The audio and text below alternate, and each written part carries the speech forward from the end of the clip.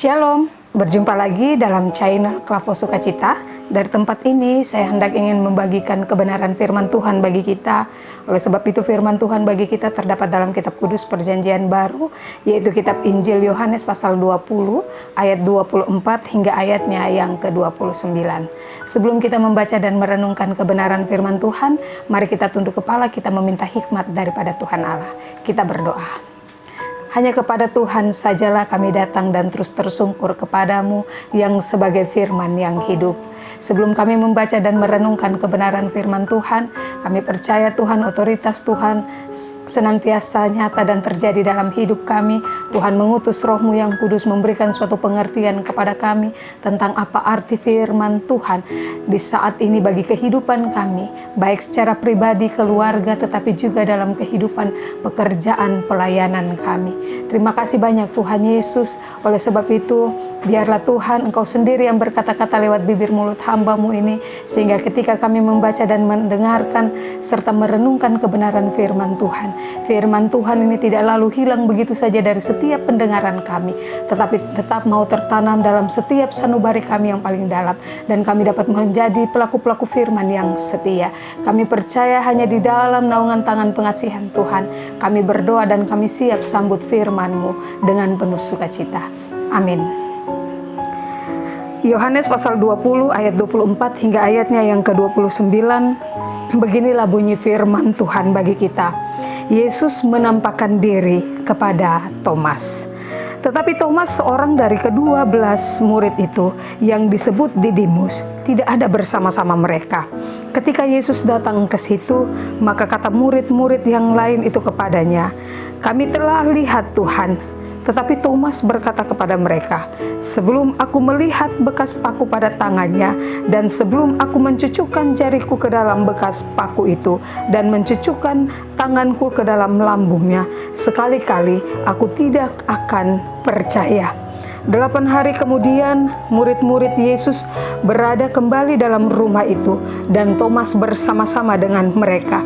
Sementara pintu-pintu terkunci, Yesus datang dan ia berdiri di tengah-tengah mereka dan berkata, "Damai sejahtera bagi kamu."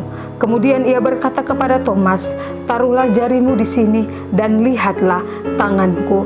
Ulurkanlah tanganmu dan cucukkan ke dalam lambungku. Dan jangan engkau tidak percaya lagi, melainkan percayalah." Thomas menjawab dia, "Ya Tuhanku dan Allahku." Kata Yesus kepadanya, "Karena engkau telah melihat aku, maka engkau percaya. Berbahagialah mereka yang tidak melihat, namun percaya."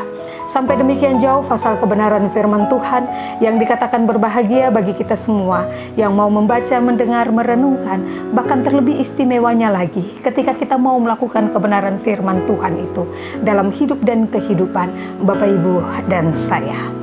Bapak Ibu yang diberkati oleh Tuhan kita Yesus Kristus, dari kitab pembacaan kita di hari ini, Yohanes pasal 20 ayat 24 hingga ayatnya yang ke-29. Di sana diberikan suatu tema dengan tema yang berbunyi makna kebangkitan. Makna kebangkitan. Nah, Bapak Ibu saudara-saudari pendengar Klavos dimanapun Anda berada, apakah makna penting daripada kebangkitan Kristus? Yesus telah bangkit dari antara orang mati, dan ini merupakan hal yang baik karena dia tidak perlu terus untuk mati. Akan tetapi apa hubungannya dengan kehidupan Bapak, Ibu, dan saya? Apa itu kebangkitan? Apakah hubungan antara kematian dan kebangkitan Yesus dengan setiap dari kehidupan Bapak, Ibu, dan saya? Mengapa Bapak, Ibu? Mengapa hal ini sangat penting dipertanyakan dalam kehidupan Bapak, Ibu, dan saya selaku orang-orang yang percaya? Sejak zaman dahulu, ada yang mengatakan bahwa kebangkitan Tuhan Yesus ini hanyalah sebuah isu. Ini hanyalah sebuah dongeng. Ini hanyalah sebuah takyul. Dan mereka memilih untuk tidak percaya kalau Yesus telah bangkit pada hari ketiga setelah dia dikuburkan. Nah, Bapak Ibu Saudara-saudari pendengar Kelafos yang diberkati oleh Tuhan kita Yesus Kristus, Thomas salah satu murid Yesus ketika itu pun tak percaya kebangkitan Tuhan Yesus. Padahal mau dikatakan Bapak Ibu yang diberkati Tuhan, Thomas yang disebut sebagai Didimus, bahkan dia siap mati untuk Tuhan. Namun Thomas kecewa karena Tuhan Yesus ini telah mati. Ketika Yesus ada dalam sebuah kematian, Thomas merasa kecewa. Thomas merasa bahwa Thomas tidak akan pernah berjumpa lagi dengan Yesus. Karena bagi dia, Yesus itu adalah Mesias, Yesus itu adalah Juru Selamat. Tapi kenapa Yesus harus mati? Sehingga apa Bapak Ibu yang diberkati Tuhan? Sehingga Thomas ia meninggalkan orang percaya lainnya dan ia mau menyendiri. Ia tidak bersama dengan murid-murid lainnya ketika Yesus menampakkan dirinya. Ketika kita baca dalam ayat yang ke-24. Namun apa Bapak Ibu yang diberkati Tuhan? Namun teman-temannya ini tidak meninggalkan Thomas. Ketika mereka melihat apa yang diperlakukan Thomas, ketika mereka melihat apa yang menjadi perlakuan Thomas, apa yang menjadi tingkah Thomas, murid-murid ini tidak meninggalkan Thomas ketika mereka memberitahukan kalau mereka berjumpa dengan Yesus. Mereka malah bersama-sama dengan Thomas. Nah, ketika murid-murid lainnya mengatakan bahwa mereka telah melihat Thomas, Thomas tidak percaya. Thomas mengatakan begini kepada murid-muridnya, bahwa sebelum dirinya mencucukkan jarinya ke dalam bekas paku itu dan mencucukkan tangannya ke dalam lambungnya, sekali-kali ia tidak akan percaya. Nah, Bapak Ibu Saudara-saudari yang diberkati oleh Tuhan kita Yesus Kristus, kalau kita melihat apa yang menjadi sikap Thomas, dan itu juga menjadi sikap kita, otomatis sebagai orang-orang percaya pasti kita juga akan kecewa. Karena kita telah memberitahukan tentang kebangkitan daripada Yesus Kristus ini kepada orang lain, kepada saudara kita, kepada teman kita, kepada siapapun yang kita jumpai. Dan ketika mereka juga tidak mempercayainya, ketika mereka ada dalam iman yang ragu-ragu, otomatis sebagai orang percaya kita juga akan kecewa. Tapi pasti kita juga akan berkata, nanti sendiri engkau akan melihat apa yang akan Tuhan nyatakan.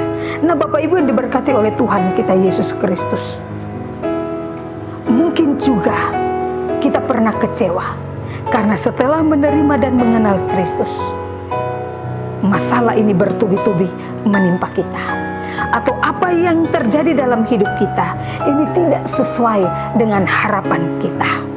Kita kecewa dan kita meninggalkan persekutuan. Sama seperti yang dilakukan oleh Thomas. Thomas pun melakukan hal yang sama. Thomas pun memberikan suatu tindakan nyata kepada seluruh teman-temannya. Namun apa Bapak Ibu yang diberkati Tuhan? Tapi Thomas yang dulunya mengalami kekecewaan, Thomas yang tadinya menjauh dari Tuhan, akhirnya Thomas mulai kembali mengikuti Tuhan. Bukan hanya kembali, tapi ia juga memberikan seluruh hidupnya untuk Tuhan. Bapak Ibu Saudara-saudari yang diberkati oleh Tuhan, kalau Thomas mau kembali, kalau Thomas mau terus mengikuti Tuhan,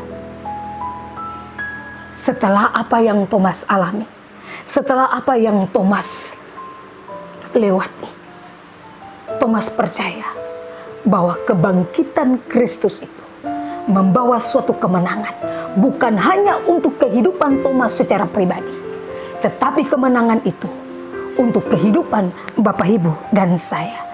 Kita yang percaya kepada Tuhan, kita diberikan suatu kemenangan yang sungguh luar biasa karena kasih Tuhan, karena anugerah Tuhan menjadi milik dan kepunyaan kita selaku orang-orang percaya. Oleh sebab itu Bapak Ibu yang diberkati Tuhan, Tuhan tidak menampakkan dirinya kepada kita seperti yang ia lakukan pada Thomas. Tapi Tuhan sendiri berkata, karena engkau telah melihat aku, maka engkau percaya. Dikatakan sekali lagi, berbahagialah mereka yang tidak melihat namun percaya. Berbahagialah Bapak Ibu dan saya yang tidak melihat namun kita percaya lewat kematian, lewat kebangkitannya, Bapak, Ibu, dan saya diselamatkan. Tuhan memberkati dan menolong kita. Amin. Mari kita berdoa. Ya Tuhan Allah Bapa kami yang bertakhta dalam kerajaan sorga, kami bersyukur dan berterima kasih ketika kami boleh disegarkan oleh kebenaran firman-Mu tentang makna kebangkitan-Mu Tuhan. Kami bersyukur karena Engkau boleh mati dan bangkit bagi kehidupan kami. Kami terus disegarkan, kami terus dimenangkan karena Engkau Bapa, Engkau Allah yang tidak pernah meninggalkan kami.